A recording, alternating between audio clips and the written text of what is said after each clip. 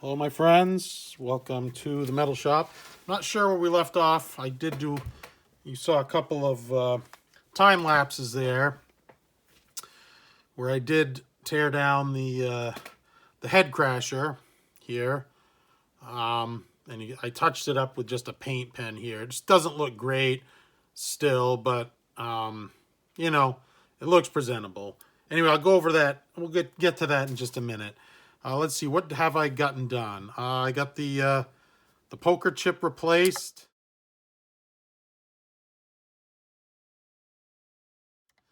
I got the knobs switched, and believe it or not, it's tough to see, but I had enough room that I undid each of the pots, and I was able to just switch them. There was enough give in the wires, and didn't have the Gibson ground that goes like a C shape through all the pots, which would kind of lock them in place. Did have to extend one ground wire, was a little too short. That's it. I would think that I did a good enough job with the soldering that no one would be the wiser if they peeked into there. Again, so on to this super deep cavity. You can see the mahogany here. Mahogany body, maple cap, just like a regular Les Paul. Rosewood fingerboard, although it's extremely dark, very, very dark. I did just treat it with some lemon oil and rubbed it in there very well. It's super dark. Like I said, if you told me it was ebony, I wouldn't even be any the wiser. I did finally get this one screw out, and it's embarrassing in the fact that it took me about an hour. What happened was the Phillips head was completely stripped. It was kind of rounded, and I figured out why. This thing has plenty of wear. You know, the head crasher here was worn from sweat, from someone's palm being on it, and for whatever reason, they probably rested their hand or did something here. It was completely rusted.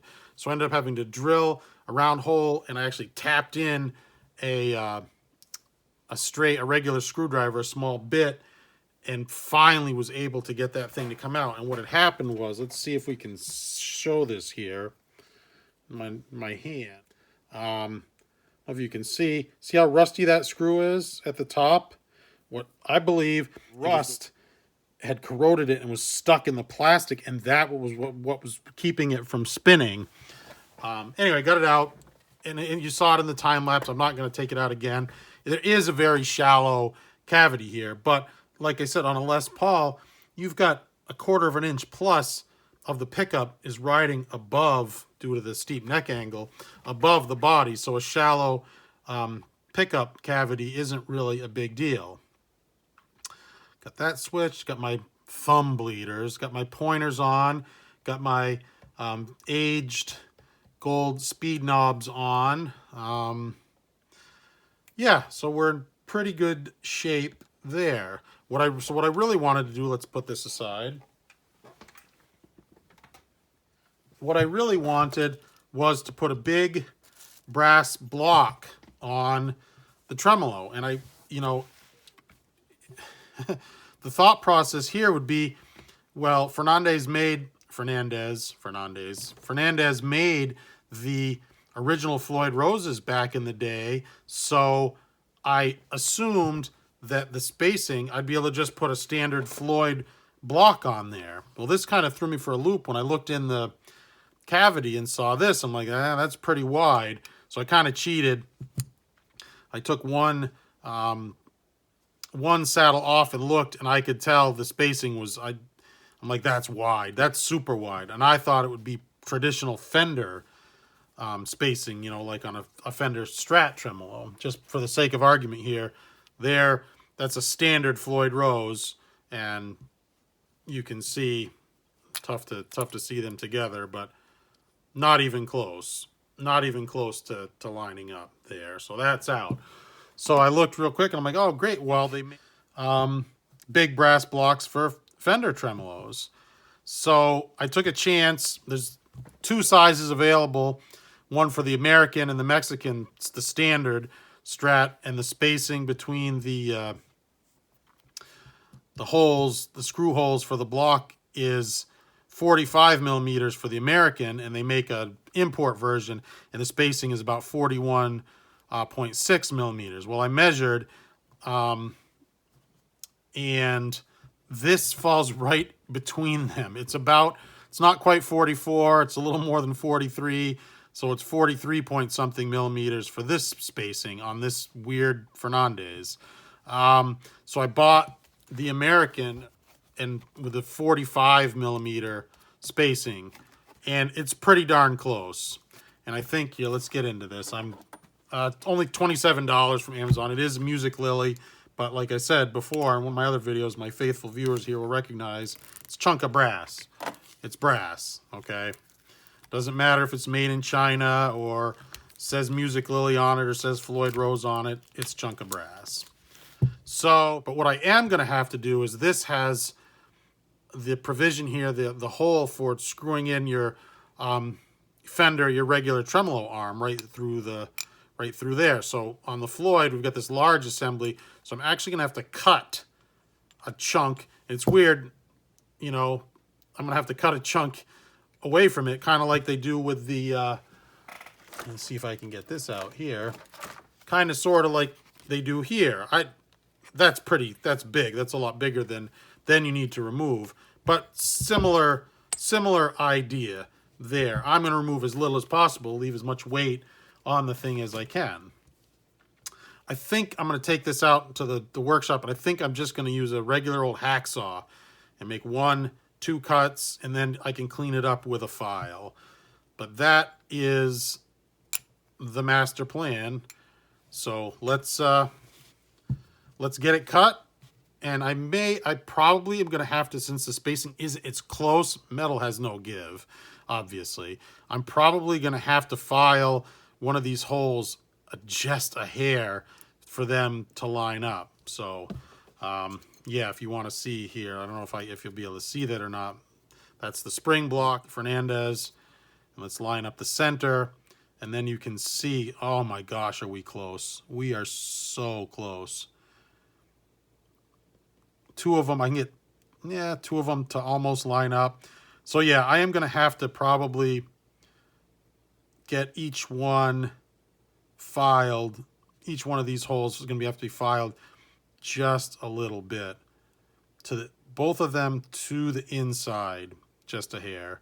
And hopefully we can get this work. The alternative is I could buy a brand new Floyd plate, but it's never going to match. The plating will be brand new. Even if you relic it, it's going to say Floyd Rose, and that's not really an option. It seems like a lot I know to go through but I really, you know, I'm going to do it up with this guitar. Every little detail is going to be right, going to be the way I want it, and I want to run a big block, a big brass block. That's something that I really like, and I'm definitely going to do it. And I think they said this was 42 millimeters, so let's just double check. And it is. That is 42 millimeters. So that's the longest one they make. You could, even longer one would be fine in this case. All right, sorry. A lot of talking. Let's get this out to the shop and cut a chunk of that brass away. All right? Cool. Right. Well, got our little chunk cut out there. A little more than I needed. It's better to have too much than not enough. Lost more with the cut than I thought. And if you see there, it came out uneven, so I kind of went at it with the grinder a little bit, bench grinder. Took off a little more than I needed, but I mean, does that really matter? Think of the loss of sustain. So when you line it up, there is what we're looking at. So not bad. I could have, you know, obviously could have taken a good amount less off, but whatever. So now what I need to do, I just tested this. I can get two of the screws line up pretty well. It's just this third one here. Now I could leave just the 2. I'm gonna go after this hole here and that chamfer with some bits here and the Dremel. I know this should be hardened steel. You know, the knife edges actually look pretty good. So let's see, but we'll go to a time lapse for that and all the monkey fiddling around to get it fitting just right. And I did go after all the edges here just a little bit. Not that it even matters, but yeah, I dropped it, put a little dent in it. Just to, you know, we don't need any sharp edges. It's going to be pretty cool, I think. It's going to work. 100% going to work. Nice big brass block. Custom. Love it. Love it. Custom metal shop. Big brass block for a Fernandez Head Crasher trim. Cool. On to that time lapse.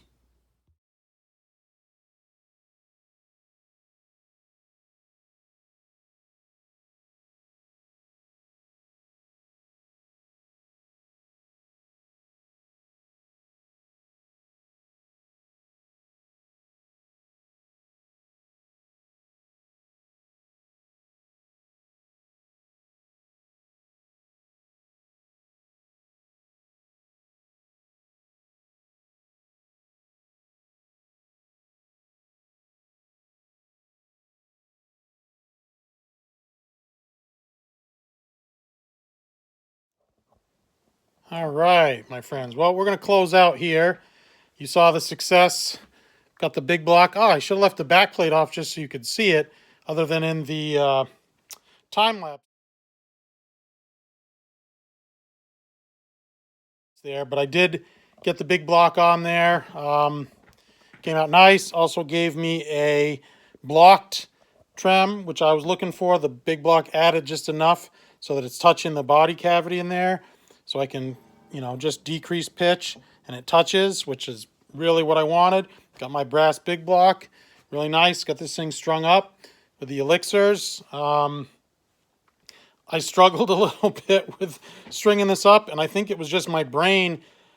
Obviously I've strung up, you know, Les Pauls many times, hundreds of times, strung up guitars with a Floyd many times, but it was for whatever reason, it was kind of messing me up, and I actually even strung the low E the wrong way. I mean, I've only been playing for 40 years, you know, so whatever. Oh, I'd like to mention that when I got this, the strings were all, had some kind of super duper wrap, unwrap, up and over tie job. Dude, people out there, you don't need to tie off your strings and do some kind of super duper locking kind of technique here on the other side of a locking nut. It's really pointless.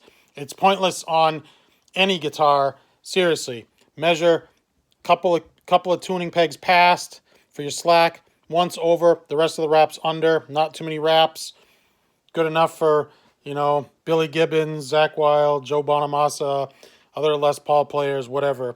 That's all you got to do. What else? Got my big block. Sorry, I covered it up. You saw that. Got the neck treated, nicely strung up. Here, let's go to the back here real quick. And you may have noticed that I did leave the plastic plates on underneath. This one doesn't really fit. And it's not the fault of the guy. And I think he's like Muddy Shoes or something, Muddy EXP on eBay. Not his fault at all. This is standard Gibson size. The Fernandez is a little bit off the mark. So it just, and this is flush, believe it or not. And these are nice and thick. And even on Randy's guitar, if you look at pictures, the brass plates he had were really sunk in, and I just kind of don't like that. So I put the plastic on. Only 3 of the screws fit, again, because the plastic plate is a little bigger here. And I also did this one. The plastic was close, but no cigar. The holes didn't quite line up. Had to kind of angle them.